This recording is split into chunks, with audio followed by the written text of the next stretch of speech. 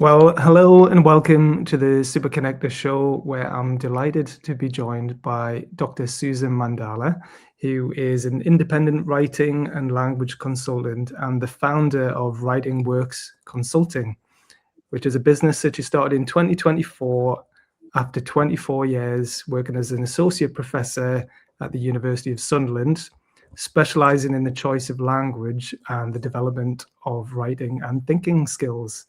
Hi, Susan. How are you doing? Hi, Paul. Thank you so much for that, and thank you for this opportunity. I'm doing well. Thank you. Good. Yeah. I mean that you do have an impressive career. So I'm not really doing you justice for everything that you've done so far and all the knowledge and insights that you've got, and no doubt you're going to share soon. But do you just want to? I know we had a conversation the other day trying to distill what it is that you actually do, but do you want to give us a bit of an insight into what you are doing through your consultancy? Yes, where to start?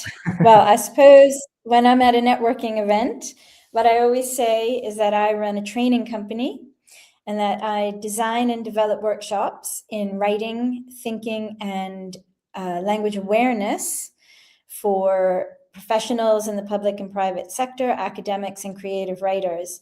But what that boils down to across all of those fields is, as an academic and both now as a consultant and a trainer, one of the things I noticed is that people are very, very good at collecting information and generating ideas. People love that.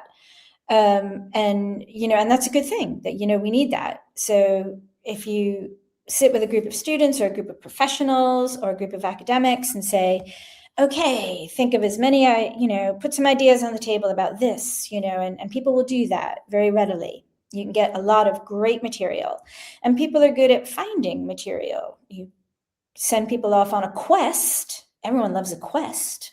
So people will go and then they have lots of stuff. And people are good at editing material. So they can, take a text and edit it. But there's a bit in the middle, which is the really important bit. And that is both a thinking and a writing skill. And it's about figuring out why the stuff you have generated or collected is important. Why does it matter? And that means often in academic speak, we call it figuring out what your argument is. And across other fields, it can mean, well, what does this stuff add up to? What, is there, what recommendation is suggested by all of this stuff? What evaluation? What stance should we take? What is it that this stuff is telling us? And the stuff is just stuff. Information is just information. Numbers are just numbers. Ideas are just ideas. It's kind of our job as the author to say, why does it matter? And to put that into a format that is then able to influence or persuade someone else, so that you take a set of ideas and say, here's the information I collected, here's why it's important, here's what I think should be done with it. What do you think? And that's kind of how knowledge goes forward, whether you're in an office or whether you're an academic or whatever it is that you do. And I've just noticed over the years, going back 20, 25 years, that skill in the middle is often missing. And people really struggle with that. Well, what do I do with all this stuff? And people are still struggling with that. And that as I went on in my academic career, I became aware, it just dawned on me that the most important thing that I did was teaching people how to do that, how to collect a body of material and form an independent, authentic, credible point of view that was true to that point of view, but that was true to that material, and also important to say that's the skill. And I've discovered that it's not only students that need that, but many people in many professions are good at what they do, But when there's a task such as, oh, go and research this, or oh, write a report on this, or oh, we need an assessment of that, which does happen often in our workplaces, that's much harder for people to do. So Yeah. I get in there with people, we roll up our sleeves, and we say, all right, here's the stuff. What are we going to do now? And I teach people thinking, analysis, argument mapping. We might talk a little bit about that, if you like, the difference between mind maps and argument maps. But that's what I do, Paul. Yeah. If anyone's left listening, you can ask the next question.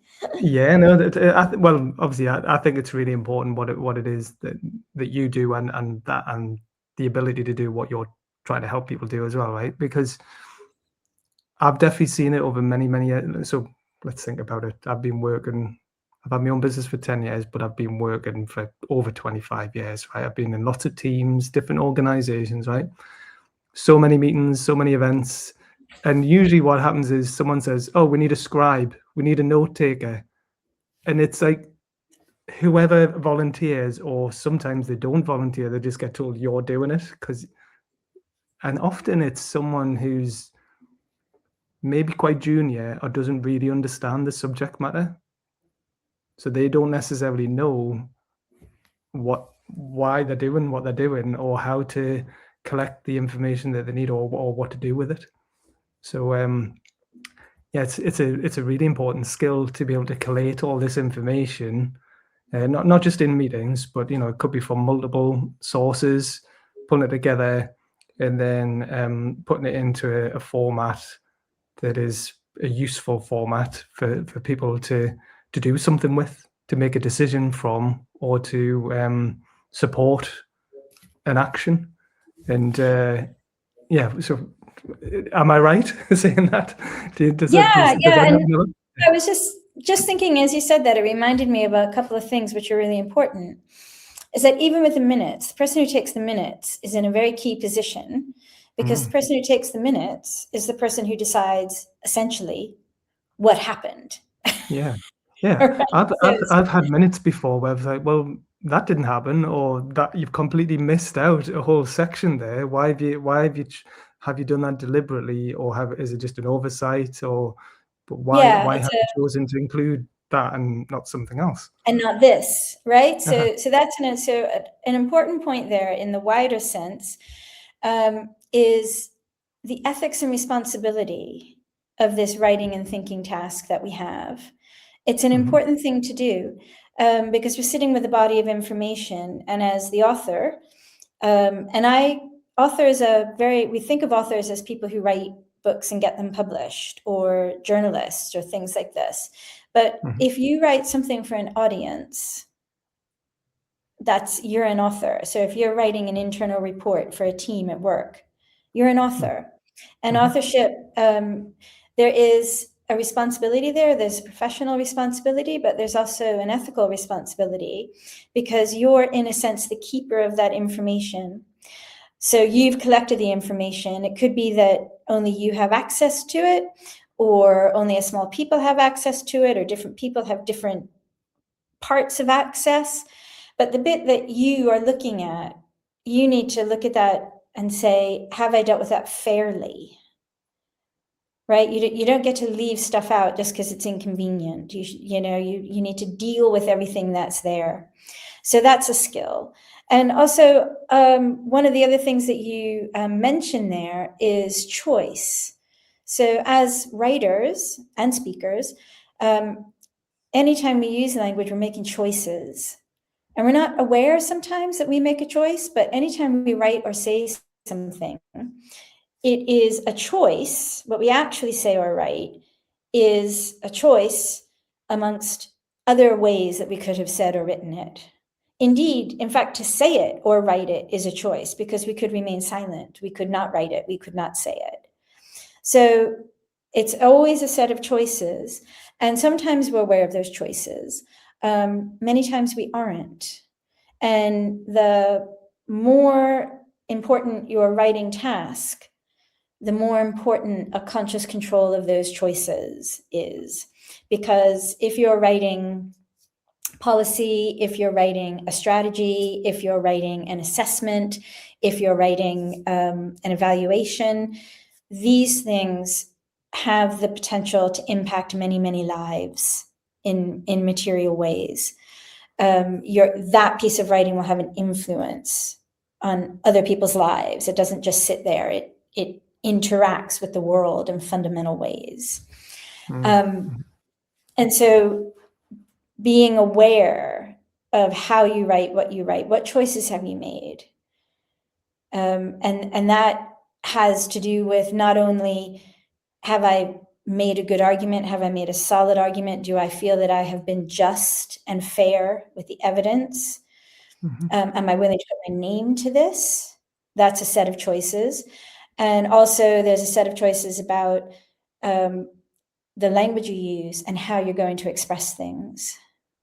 I think when we were talking, we talked about the active and the passive voice, which many people remember from grammar class and wish they hadn't had to learn it because, it can be complex. But the important thing to know about that is that in the active voice, you are naming the person who did something.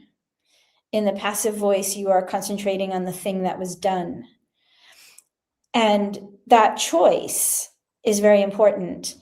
And you need to know that, as the author said, well, which is more appropriate in this piece of writing? Do I need to make responsibility maximally explicit, or is it better not to? And why am I making that decision? So knowing that you have a choice in the way that you say things, the way that you write things, and knowing what the effects of those choices are. And that's really what my field is, the effects of choices in language that we make. And I'll say one more thing, I started my career looking at the language of literature, which I loved and I still love. So that's what I analyzed, and most of my academic publications are in that field. But the longer I went on, I realized, well, yes, I love fiction. I love drama. These are wonderful things, and it's absolutely important that we have them. But in terms of the kind of writing that really affects people's lives in a fundamental way, a lot of our workplace writing is very impactful. And we often don't think of it as being strategic writing or artful writing in the same way as a piece of literature.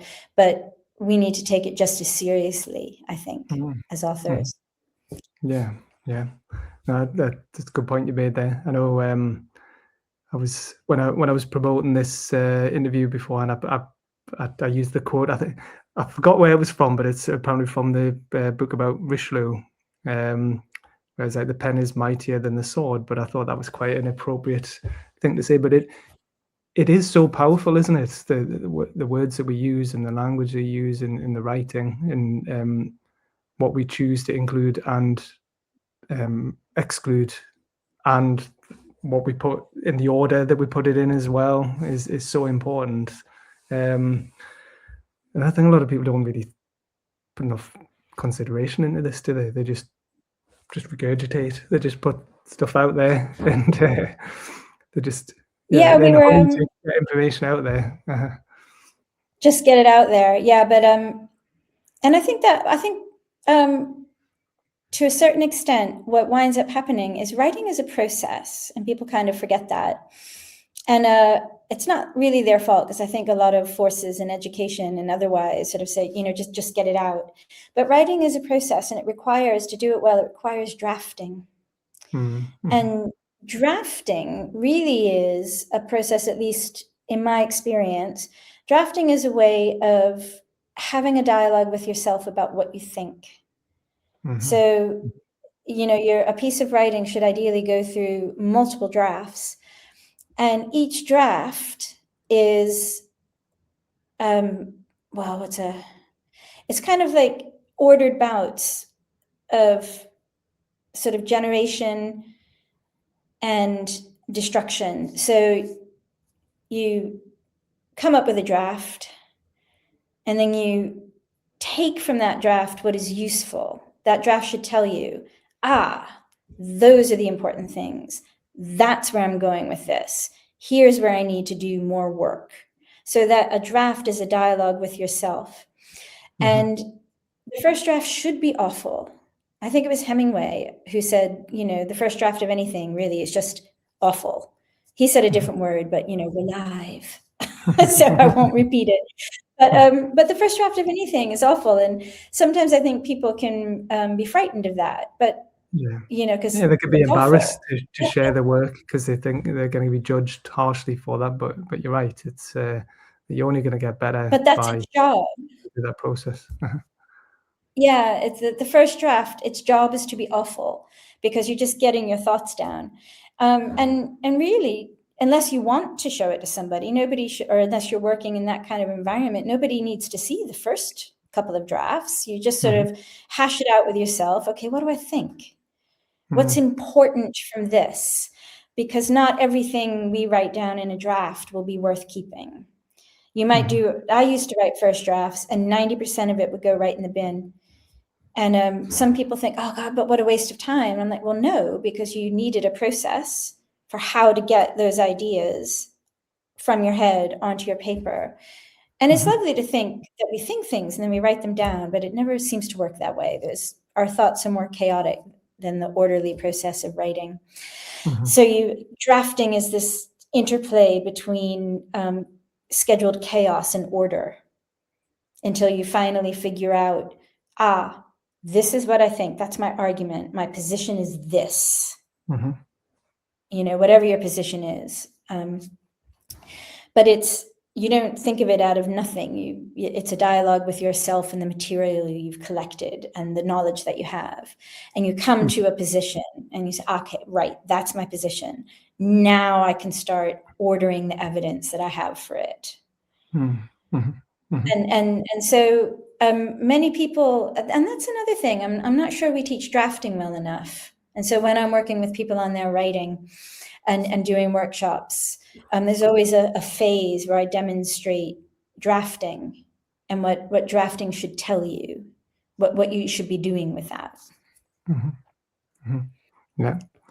I'll not say too much about about it, but my partner, I've told her she part of her role, she collates information from multiple departments, different senior leaders, less senior, like lots and lots of people are involved in documents that she pulls together, and she's just seemingly amazing at doing this, right? Because it's so complex, like, and how many people are involved and all the stakeholders involved, and she has to get, well, first of all, there's a challenge of getting the information from some of these people who are just busy and maybe reluctant to share some information or want to be portrayed in a certain way. Anyway, she has to, that's one challenge, getting all the information together and then putting it together in a format that can be shared and then discussed again, multiple rounds, multiple drafts before it finally comes together into an impressive document that she can be proud of and everyone else can be proud of, and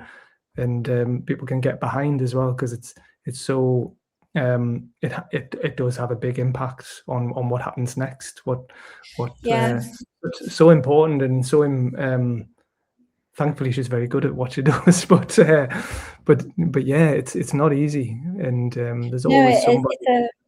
It's a complex task, and it needs to be done well, because as you say, these documents make things happen, or they should make things happen, and they need to make the right things happen.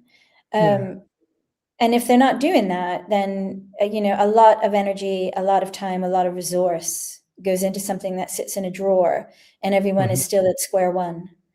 And that's what I think is a real loss, because the ideas are good. People will have good ideas, but how do we turn them into action? How do we turn them into results? How do we turn them into strategy? What that's a writing and thinking process. You're not just, people aren't just doing it for the sake of it. Hopefully, we want people to actually do something with what you're writing. So yeah, it's I know it's stressful what she does and her colleagues do, but the end result is worthwhile. Yes. And well, I know we're live, but we're just going to have to go with it. I need to plug in my charger. I'll just go for it. Yeah, that's fine. That's So okay. sorry about that, but It's okay. I'll just keep talking. Um, oh, she's back. There you go. here I go. I just this is the world we live in.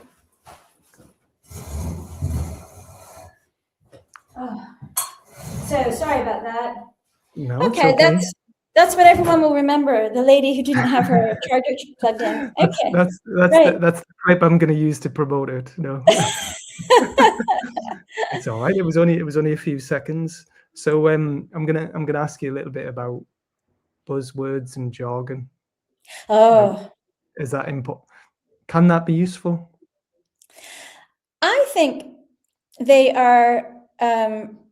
We might call them necessary evils. They're like shorthand for people who are in the know, aren't they? But if you're trying to Yeah, reach the wider Buzz, people, it's buzzwords. Let me think about that. Buzzwords are. Well, okay. Buzzwords are a tool. Mhm. They're a tool. So let's give them a certain neutrality. They're just a tool. And what they do is that they kind of sit there and they evoke a vision. Mhm. That's what we might say a buzzword does. And in a handy little label. And labels are very important, that we wouldn't be able to go forward in life without labels. But that's a very interesting thing. Labels are generally speaking nouns. So they're things, they're names of things. And the old-fashioned word for a noun was a substantive, which relates to substance. We give, so you name something, you give it substance, right? But it's always important to remember that when we're naming, it's a label, and a label is different from the thing. So we might have a buzzword which is about, here's one of my favorite buzzwords. You ready? From my new world as an entrepreneur, adding value, Yeah. right? It's very important to add value. And I thought about this because that's a word I heard a lot in my new world as a solopreneur. Your job is to add value. And I took that very seriously. Now, on one sense, that becomes a buzzword. Oh, yes, you must add value. How are you adding value? But what the buzzword should do is really, at least for me, I was thinking about, okay, if I'm going to add value, I can't just write documents that say, oh, yes, and I add value. Like I couldn't put on my website, that would be meaningless because the buzzword needs to be backed up with something real. There needs to be something behind the buzzword. So I started thinking seriously, every job I did, I said, well, okay, if I'm supposed to be adding value, I opened up a document, I started writing, and I said, okay, in this job, how am I adding value? And how will I assess that it was actually valuable? Right? And so those thinking and writing steps behind the buzzword give the buzzword some validity. But a lot of times buzzwords get a bad name because people use them without anything behind them. And then they really are just they're just very empty. They're just shells. So I think the example that we were talking about earlier was, oh yes, we need to think about this critically. So you need to put forward a critical position. So you write, in my critical position, and you use the word critical as many times as you can. But really, with a good buzzword, you shouldn't have to use it. You should be that thing. Your writing should demonstrate that you are taking a critical look, rather than you having to say critical 15 times. Yeah. That's a really good explanation. And because it's like you hear things all the time, and does everyone agree on what the meaning of that buzzword is? That's another thing, isn't it? Like it might Yeah. mean something slightly different to one And it person. can shift over time. As the word kind of gets out and is used more and more times, the meaning doesn't remain stable. It can become fuzzy. And so it's good to revisit them. And it's also good to interrogate them. I think, as you said, is this still our value? We're just used to this buzzword. When was the last time we really thought about what it meant? Yeah. And what our actions are in relation to that? Yeah. Love it. And yeah, just on acronyms, I suppose, not acronyms, jargon. It's like when you're in the club, I suppose, if you're like an expert in a chosen field, you might use these this jargon just for shorthand, just because everyone surely knows what this is because we're all experts here. But if you're trying to reach a non-expert audience or like the general public, you need to be aware of that. And that again, that's something that my partner has to regularly say to people, like, what, there's an internal document and there's an external document. We need to take that out, or we need to explain that better, so that people who just aren't in our world can actually do something with this.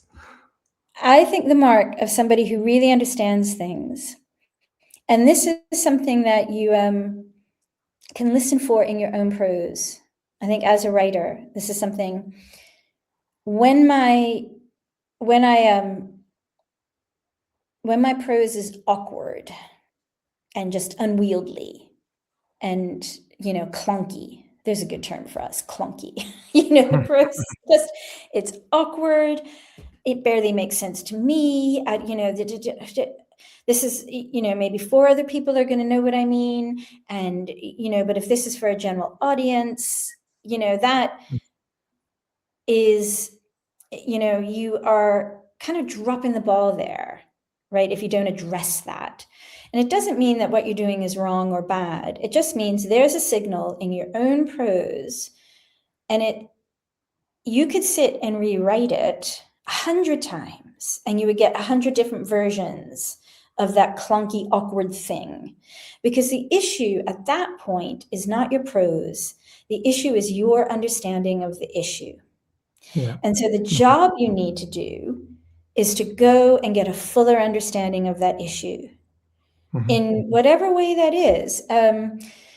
In my academic life, I would sometimes go and write myself an essay on something.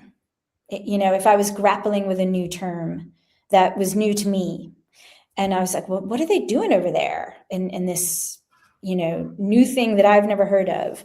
And of course, it's not new. It's just something I've never heard of.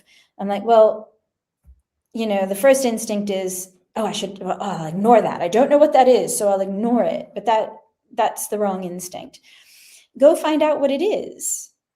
And then you can decide, will I deal with that or will I not? And then if you do need to deal with it, if you make that, again, a decision, well, I need to fully understand this. And so immerse yourself in it, write yourself an essay, watch documentaries, talk to people, take your best friend out for a coffee and say, I want to explain something to you. Let's see if this makes sense. Your long-suffering best friend, whatever way that you have to increase your understanding of that thing. And then you have another go of trying to write it out. And at the point when you can write it out in a way that is clear and simple, but not simplistic, then you understand it. And then it's ready for a general audience. And so when I was explaining technical linguistic items, whenever I was writing something for publication, that was my goal. Is this true to what this technical item is? And the master's understanding of that, but is it also understandable in a clear way to someone reading this who might not be an expert in linguistics, but is an expert in drama or an expert in medicine, or whoever might read whatever it is I'm writing. So I think that is when you can be clear and succinct and simple, then you understand it. Yeah, no, I love that. I know you've when you spoke at one of our platform events, you did a great, genuinely great talk at one of our platform events in Newcastle. but I've seen you talk about online as well, about how writing can help you understand and think more clearly. So that's a Yeah. really good important point that you've made there, that it is only through putting your thoughts down on paper or on a laptop or a digital format that you can understand what you actually think, what you mean Yeah, by and something. letting yourself go through multiple iterations and learning from each iteration.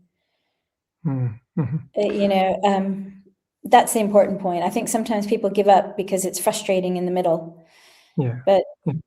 lots of things worth doing are frustrating in the middle. Yeah, totally. Here's a phrase, dumbing down. You hear that a lot, where people say, "Oh, they either encourage you to dumb it down or they tell you that you're dumbing it down too much," and that's not what we're talking about here. It is about, like you say, writing more clearly and making it simple to understand without being simplistic. You know, it's Yeah, and that's your state of understanding. yeah, When you yeah, understand something thoroughly and well, then you don't have to. There'll be no dumbing it down. no, no, You will just be able to state it. Um, yeah, I think and this relates. Oh, but go ahead. I'm sorry, go on, sorry. carry on. Go on. No, I think this also relates to the fine art of preparing an executive briefing, Yeah. right? So, and that is a very interesting task. And who would have thought that, I started my career all those decades ago studying the language of literature, and it turns out that executive briefings are just as interesting. So, a massive report is produced, and the report will have an argument, should have an argument. The report is arguing for something to happen or not happen. And the executive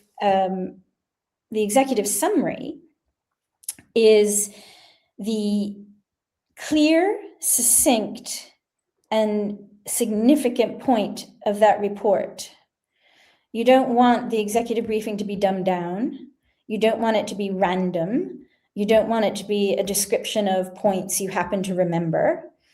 You, you don't want it to be a set of things you wished had been in the report but weren't there. The executive briefing is an account of your argument and the main evidence for it. And that's not a dumbing down process. That's a clarity process. That's a distilling of what is most important here and what is the clearest way to express it. And then, and then that briefing can allude to detail elsewhere if that's necessary. So it's not dumbing down. It's providing clarity. No. You're very good at explaining this, understandably, because of your background. But yeah, totally. I think we talked about the other day as well how I've spent a bit of time working in corporates many years ago, and senior people would ask for a one-pager. Like they didn't have the time to really get into the detail of something or spend enough time on something. They just wanted a snapshot summary of what was happening. And that was there's definitely times I thought, well, that's a bit, how do you really understand what's going on here if you're just looking at a one pager or a single slide of something? But I suppose it's making sure that you, like you say, it's clarity and you pull out the key points there. They just, definitely senior people don't like surprises. They like to know what's going on. They don't necessarily need to know how it's being pulled together or how it's being done, but they need to know what's happening so they can discuss it in a senior leadership meeting or an external briefing. And think about what a responsibility that is for the person preparing the executive briefing. And in order to do that well, in order to do that effectively, so that executive briefing informs the next bit of the process in a good way, in a productive way, it needs to be not only clear, it needs to have the right information in it. And the right information in it will be the steps of an argument. because you can take an 80-page report and the argument, the framework that holds it all together will be one main point. We argue that Project X should go forward, whatever Project X is. And then there'll be between 5 and 10 points of evidence for why it should go forward. Mm-hmm. It should go forward because we have found a necessity in this area. It should go forward because our projections show that the following benefits will accrue. It should go forward because. And so those points can be listed, right? And I was at was doing a great session with a group of academics, and we were talking about steps in the argument. And there was a wonderful question. Someone said, oh, well, we've all worked with some information and, all of us have between, 5 and 7 steps. Is it always that number of steps? And that's like, how long is a piece of string? But it is interesting because 2 steps is not enough. It's not complex enough. You're not done thinking. And so if you just put your thing out into the world in that state, it's not complex enough really to do you justice or to feed anything else, to lead to anything else. But 27 steps is too many. That, you've not got to the heart of what's important. And if you've got that many, if you've got 27 points still on your summary or 30, or, you're not finished. You've not gone the whole way through your thought process to distill what is most important. Here is my point. This is the evidence for my point. And there's a difference between evidence, which are sub points, and then underneath each sub point, you can have the granular proof, right? But that doesn't need to be in the summary. No one will remember that. That's what the document is for. You need the main point and you need the sub points. And it is, I think we've said this before, it's enormous responsibility. The person who's going to read your summary and do something with it is trusting you as the author to prepare that. Yeah. Right. And and if people think, oh, what a boring task, you're writing a trailer. The trailer of a movie has to do the same thing. Yeah, but that's a good way of looking at it, because a great trailer for a movie can be the difference between a box office hit and a disaster. Sometimes, at least get people in through the door. There's a real art in that, isn't there? It's so important. Like I don't keep saying this, but I'm thinking of like so many situations where people need to be able to do this, or they would benefit from being able to do this better. Even thinking like board meetings, when you've got executives together or board members together, shareholder meetings or briefings with the market, even just articulating your message in a marketing communication. I've definitely met people who are technically very good at what they do, and they try to write technically on their website or in their communications. Like, you don't need to show off or prove that you're good at what you do. Like, we kind of trust that you can do what you do, but you're trying to reach. Sometimes you're trying to reach other people like yourself, but often you're trying to reach a non-technical business owner or leader who's making a decision about whether to use your product or service. So you need to be able to write in a simple way, in a clearer way. But like public sector, private sector, third sector organizations trying to write a report to their funders as well to show what they've done and demonstrate impact. That's another thing. Yeah, like what positive impacts hopefully they've had. But a truthful report as well, because no one, especially in that world, no one wants to hear, oh yeah, everything's amazing, you gave us some money and like we've cured all the problems in the world. Like, people know that's not necessarily true. But yeah, Yeah, and that goes back to what we were talking about, ethically making those decisions about the evidence that you have, and writing in a way. One of the an interesting chapter that I had published was about how the Nolan principles of public life. I think anyone who's a public servant will know the Nolan principles. It's about behaving well when you have a public responsibility, being open, being honest, being transparent. I think there are about 12 of them. And one of the arguments I made in this chapter is that when we are writing in the public sector, the Nolan principles apply to our prose, even to quite small decisions about what we decide to leave in and what we decide to leave out, and about how we express things, and the clarity that we use, and that also goes back to knowing your stuff when we're writing.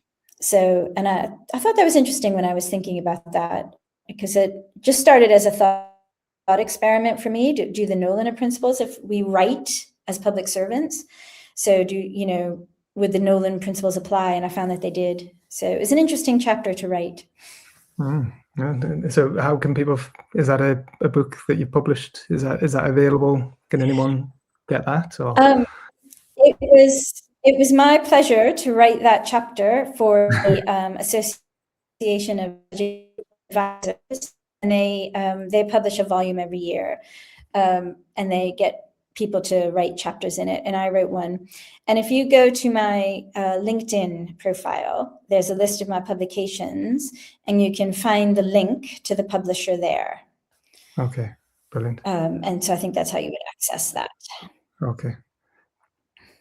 Cool. Could you just say the title again, because I think it broke up slightly when you said it. So what's the title? Oh, sorry about that. Yeah.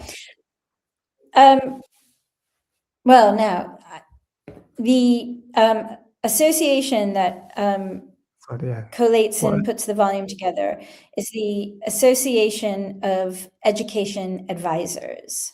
Right. Brilliant. The Association of Education Advisors. That's the AOEA, and they publish a volume every year. And I wrote a chapter in one of their volumes. I think it was 2 years ago. Okay. And on my LinkedIn profile, you can see my publications, and it will be listed there. So. Okay. Good. Well, I'm going to include links underneath this for everyone to follow as well. But I would encourage people to follow you on LinkedIn as well, because you do write some really interesting articles on there. I mean, you do regularly write some good ones, but I know you wrote a good one not that long ago about the M dash, which I didn't know anything about. I'd heard people mentioning the M dash and how that was a telltale sign of something being generated in AI potentially. But yeah, you were sort of kind of, were you singing the praises of the M dash, or sort of like the lost art of the M dash? I love the M dash, Paul. I love the M dash. And that was a fun post to write, because and I felt, I'm like, what? And I discovered the M dash as a school child studying the poetry of Emily Dickinson, and it gave her writing such verve and such energy. Yeah. And sometimes you need more of a dramatic pause in your writing before you go on to the next bit. And when used judiciously, they are exactly the right piece of punctuation. And how did I put it in the post? So, you're reading that, learning punctuation. So you've got, the full stop for something final, the comma for a pause, the semicolon or the colon for an introduction. And then, but the dash allows you to do something much more dramatic, so if you're going to present, a conclusion from something that follows, a conclusion that follows from something you've said in a dramatic way, it's almost like a thunderclap sort of punctuation. And that can be useful. That can be useful in many ways, and it gives you writing energy. And I think it's about your personality as well as a writer. One of the things I think we don't talk enough about is style. And we all have our own style when we write, and that's particular to us. And I do think sometimes, because when we're I don't know if you wanted to bring AI up at all, but here it is. Yeah, we might as well move on to that. Well, I guess that's where the M dash comment was going, because because I never heard the name or the M dash before, until I started seeing people saying, "Oh, look out for an M dash, because that shows that it was generated in telltale AI." sign that you're Because yeah, go on. I was like, well, no, I'm still I've been using the M dash since I was 11, and AI was science fiction, and still, so I'm like, why should I, as a human writer, and that's another thing, suddenly we have to say human writer to distinguish ourselves from this other thing that now writes, and that's new, that people have started saying, well, in human writing, and I'm like, well, why should I, as a human being that writes, have to change the way I write because an AI uses the dash? I mean, I didn't have to change the way I wrote because other authors use dashes. No. And so suddenly now, but we can't sound like this. And, I don't know that I've actually sort of got very far in my thinking on this. And I'm like, why? But one of the things I think is, why should we be so afraid of sounding like an AI if we were secure in how we sounded? That would not worry us. And so I'm quite happy with the way I use M dashes. So some people are, but I've seen some people sort of say, these M dashes are mine. And now we sort of have to clarify, I'm using my own M dashes. And I just think, has it, whatever AIs can bring to the world, this was one of the unintended consequences that we now have to think about that. And maybe thinking about our own use of the M dash, is a good thing. Maybe we should, it's brought to conscious awareness. Like, as you said, you weren't really very aware of the dash as a named thing before this. Obviously, like hyphens, yeah, but not like is that an dash. N, an N dash? Yeah, an M dash. An M is like the width of a letter M. Is that right? An M dash is the width of a letter M. Which I wouldn't have known any of this if I hadn't read your LinkedIn post. I think it's really good that you're writing and posting. Well, I'll tell you what. Keep your eyes peeled, because the next one I have planned is on the parenthesis, the brackets, the things we write in brackets, supposedly because they're not important because we put them in brackets, but yet we still feel it's important to put them there, and we bracket them off. And so I shall be writing a post on what we really put in brackets and what that means. Very good. So I'll tell you, here's something that I do a lot of, and my partner gets annoyed when I do this. I will often say and/or. I'll say it could be this or it could be that, and I do that quite often. And she's like, "Why are you doing that? It should like make a decision." It's like, no, because I want to get across that it could be that or it could be that. So what? Am I wrong in doing that? Should I not do that? What? I think, you see that a lot in academic writing. That is writing. my style. Yeah, I do that a lot. Part of your style. And it's also, as with so many of these things, linking words are more than just pieces of grammar. They are an index to how you're thinking. And so you're putting your thoughts together in an interesting relationship. Yeah. So in those cases, you're saying it could be all of these things, and, or it could be one of them. So there's a true choice there between all of them or one of them. And so you are holding open, you are making maximally explicit that choice, which is a fine thing to do, because sometimes it's both. And so if you want to be maximally clear, that makes sense. Mm-hmm. Yeah, good. Thank you. I feel better. No, maybe I do it too much. I don't know, but often especially when it comes to marketing, communications, I'm often saying the same words and phrases, but I'm timing it out from scratch every time. But it's just I've got into the habit of saying and or. Like I'm basically saying to someone, can you do this and or? I'm leaving it to you to decide.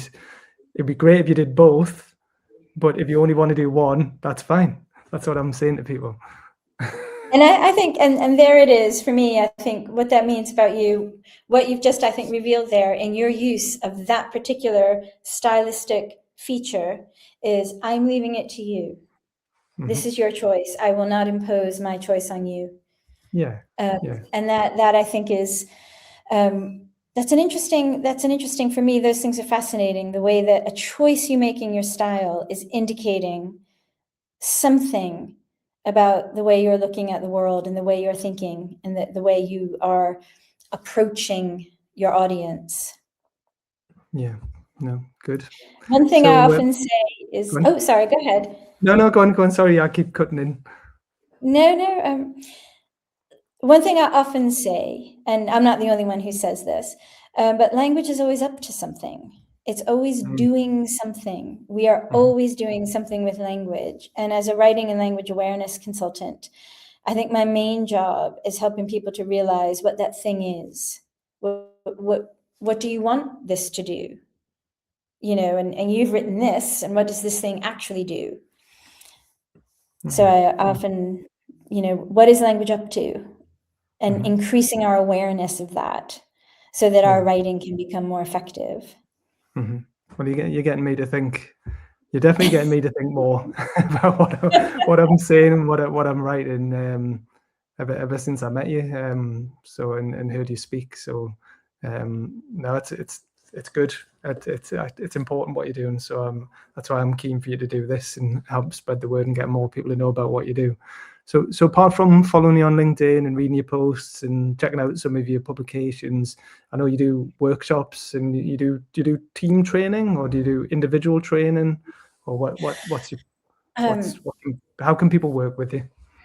Yes. Well, I have a series of workshops that people can sign up for on Eventbrite. So if you're a creative writer or an academic or a researcher, I have workshops that I run online via Zoom, and the registration, as we say, is through Eventbrite. So my language awareness and creative writing workshops are a little different from what you would normally get as a creative writer, but they're very interesting and people seem to really benefit from them. So those are in Eventbrite, and I'm just about to put a whole new batch up. So you can go onto Eventbrite and find them. And you can also go via my website, and there's a link as well to that. And then I have a specialist signature workshop, and that is how to really write your literature review. So if you're an academic, a PhD student, a new researcher, often the hardest part is wading through the massive body of research in your field and figuring out, well, why does my research question need to be asked? What is it about this field, work in this field, that means my research question is necessary? And that's a fundamental thing to be able to show. That's one of the most important things. It goes to originality. And people often struggle with that. And I do a workshop on what you really need to do to sort that out. And there's two ways that you can do that. You can either sign up as an individual researcher for one of my workshops online, but if there are any research managers or anyone who manages training in a university, you can contact me through my website or my email. Say, gosh, we want some training for our researchers. Can you do us a workshop on, the craft of writing, the craft of research writing? So universities can get in touch if they have staff development days. You can sign up for my workshops. If you commission training for your organization, you can get in touch with me and say, we were thinking about doing something on XYZ. Could you do this for us? I also have sometimes half days training or a workshop or a day-long course might not be enough. So I also have project support and consultancy services, and that's much more of a longer term project, and that would be a needs analysis. I would do, well, this is the issue that I think you have. This is what I would design to address it. I could deliver that. There could be follow-up support, and that's kind of like that's a bigger package. But I think those are the three basic ways that people can access me. Yeah. So I am on LinkedIn. And so I do write regularly about what I do and, what my thoughts are on LinkedIn. Yeah. And people can go to my website for a full write-up of what I offer. I do have a series of workshops that I offer, and you can have a look at them online. I've got the list here, but it's writing literature reviews, writing well at university, dealing with language data as a social researcher. So if you want to get more out of all social researchers, many of them, they collect language data, interviews, narratives. This is all language. So what are more interesting ways to get more out of that data? I have a workshop on writing, thinking, and when not to use AI, just because it's there. Mm-hmm. Should we use it? So thinking about that part of the equation. And then I do stuff on report writing. We've talked a lot about that in this interview. My workshop for creative writers, and then for the education sector, I do CPD, particularly around teaching grammar, what we need to know about grammar to teach it well, and grammar for writing. So that's the range of things I do. Right. Don't know if you were looking for my list of services there, Paul. Well, you do a lot, but it's really valuable what you do. So I know, obviously, LinkedIn. What's your web address again? Oh, you're challenging me there. Hold on a second. You're on the spot. I always keep it in a series of links so that I always get it right. Is it writingworksconsulting.co.uk? It's www.writingworksconsulting.co.uk. Right, brilliant. Okay, well, I will include links underneath this as well. But though, I was thinking as well, I know before we went live, we were saying you've given lots of talks, not necessarily online, but like at events. So definitely think should be doing more of this. I think you're so knowledgeable and insightful that more people should be getting you to do podcasts and video interviews and speaking at events as well. But I was thinking as well, maybe book festivals as well, getting you on stage, giving a talk or interviewing an author as well, or a writer. I think you'd be really good at that. So if there's any book festival organizers watching this or listening to this, I would encourage them to get in touch, or even an author who likes what you're all about, get you to interview them on stage. I have done that before, and it was really, really very interesting. Sort of a very interesting conversation with a creative writer at an In Conversation With event, and talking about, well, as an analyst, this is what I saw in your language. And one of the questions was, how much of it did you consciously put there, and how much of it just emerged? And if it just emerged, where did it come from? And so that was a really sort of, interesting conversation about that. And Paul, I'm glad to say that you would like to see me up there, because I would love to be, up there. I think bringing my workshops, to wider literary festivals, my language awareness and creative workshops, I think that would be something very different for writers, and also something that would be of value to them in expanding their toolkit. Totally. Expanding their repertoire. And I do like to give talks. So, anyone looking for a talk, on language, life, We've motivation. said it out loud now, so it's going to happen. I totally believe this. Like, so if you want something, tell people, and then you'll be surprised who's listening or who can make that happen. Well, I know you touched on it a bit, and we did mention a bit of AI, but I'm just going to end a little bit with how I think you said it the other day, how people are now starting to use it as a verb. They say, "Oh, let's just AI it," and just I was like, here it comes. yeah. But it's everything. Hopefully, anyone who's listened to this or watched this will realize it's too important to just abdicate responsibility to an AI tool to do a lot of this work. Yes, it could help summarize, or it could even take notes from a meeting so that all the information's collected, but to decide what information to then use in a report or a publication is too important to just give over to an AI, because we're not doing the thinking there. We are just relying on a tool, a digital thing that doesn't really understand, doesn't have the context or the background knowledge to know what to do with it correctly. Yeah, and I think a lot about that, ever since it first came on the scene. And, as you said, it was just a couple of days ago when I first heard it as a verb, and I thought, it's now in people's spontaneous conversation that this marks it's a bit of a milestone in how embedded something is in our lives. So it's a verb now. To AI something will no doubt make itself into a dictionary.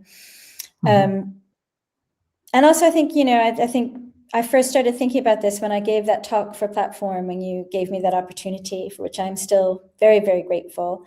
And thinking about, well, yes, it can do all these things, but if we let it do those things, what are we giving up inch by inch? That over time.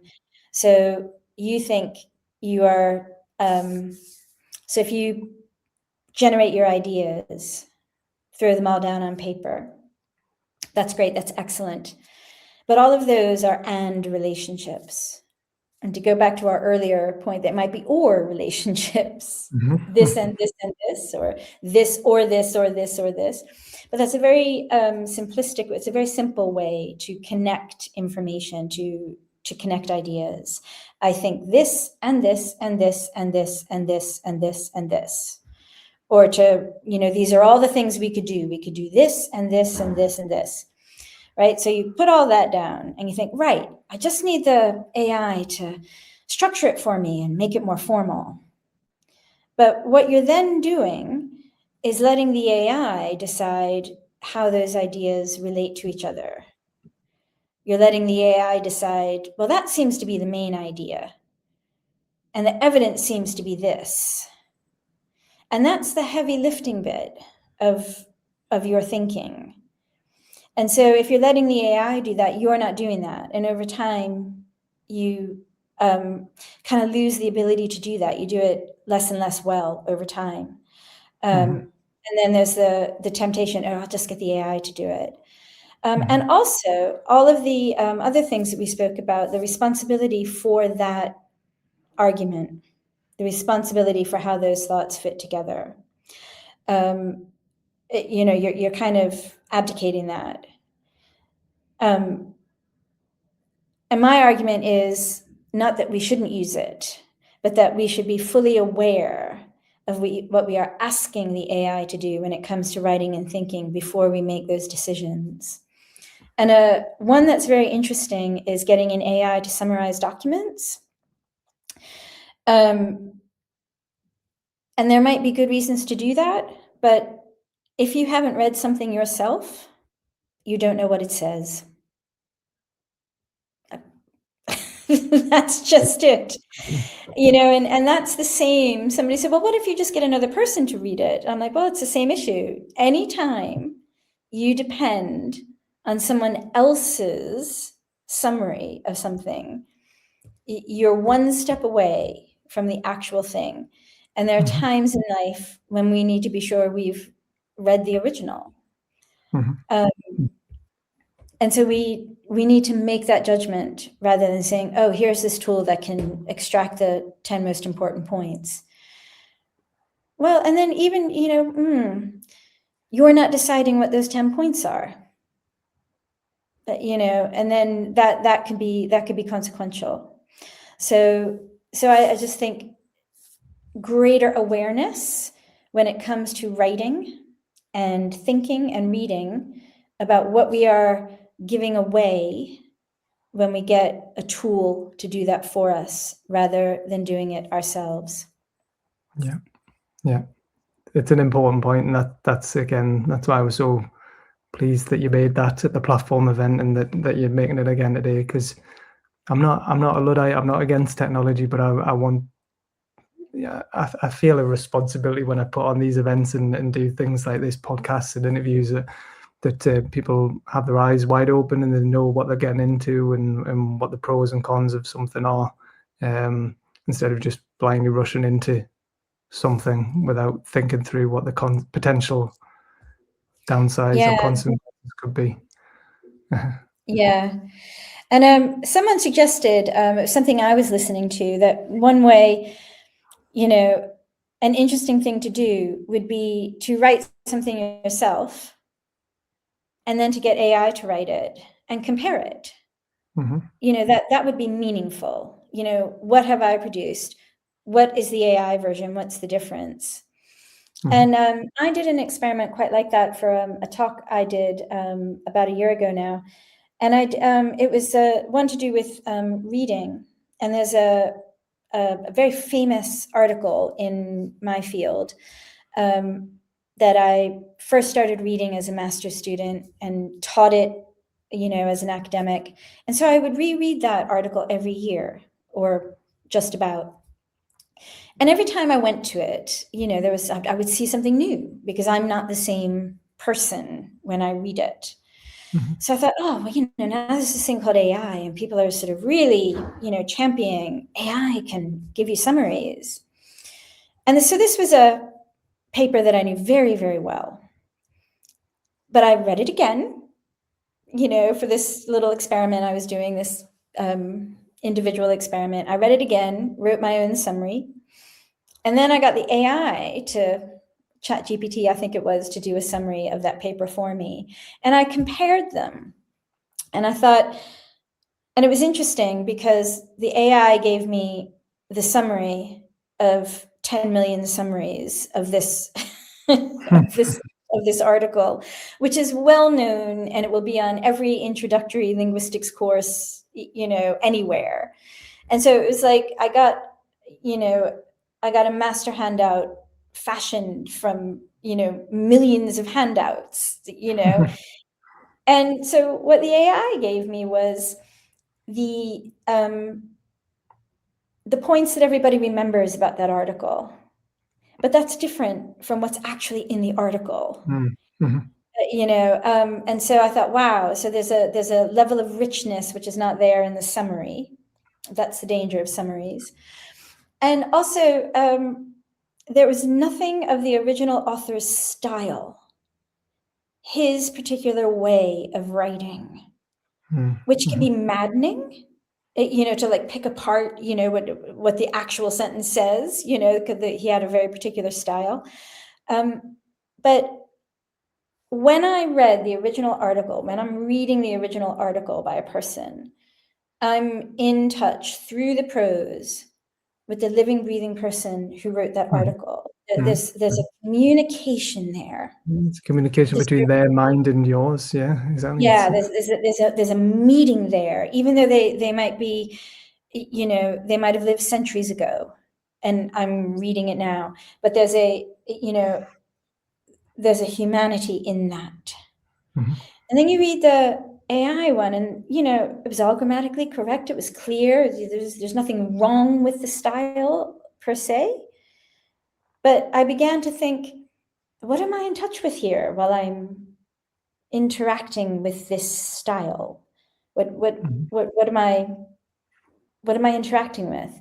And the answer was, I'm not sure I've arrived at an answer. I'm not sure there's an easy answer to that. But whatever it was in the style of the original author of this article, I was having a human response to that. you know, and it just, whereas the AI summary was much more like, I don't know, reading a street sign. And technically, a person might write a street sign, but it was more that level. You're reading a street sign, you're not really, it's the information that you're looking at, that is coming across, that's the maximal thing. And reading this account from the AI, and it was one of the comments that I had on that was, well, you could get the AI to, write me a full summary, write me a summary of the least remembered points. Well, yes, you could do all that, but you have to know to do that. That's different from just saying, write me a summary of. And many people will start with the prompt to write me a summary of. Yeah. And even, it doesn't matter. I'm of the view, you can write the most complex prompt in the world, but if you haven't read it yourself, you still don't know what it says. No, you still don't have that depth of You still don't understanding. know that. And so there are, sometimes, we can be overwhelmed by the amount of things that we have to read. And so there could be an argument, whereas if there are 80,000 papers on a topic and you want to deal with all 80,000, then you might have a process where some of it is automated. But when we do that, we still need to know we haven't read it ourselves. Look, you're very good at this. Excellent. I'm hoping that people. I'm hoping that lots of people watch and listen to this, and I will do my best to spread the word and get lots of people to watch and listen to it, because I think it's really important. I've said this multiple times. Really important what you're doing and what you're saying, and more people should be aware of it. So, thank you, Susan. I really enjoyed that, and I think we'll end it there. And thank you, Paul. No, thank you, and have a great day, and we'll spread this far and wide. Okay. You too. And before we go, can I just say that I think you are one of the great blessings that has flown into my life. So thank you. That's very kind of you to say that. Thank you. Thank you. Okay. All right. Thank you. Appreciate you. Thanks. Bye. Cheers. Bye.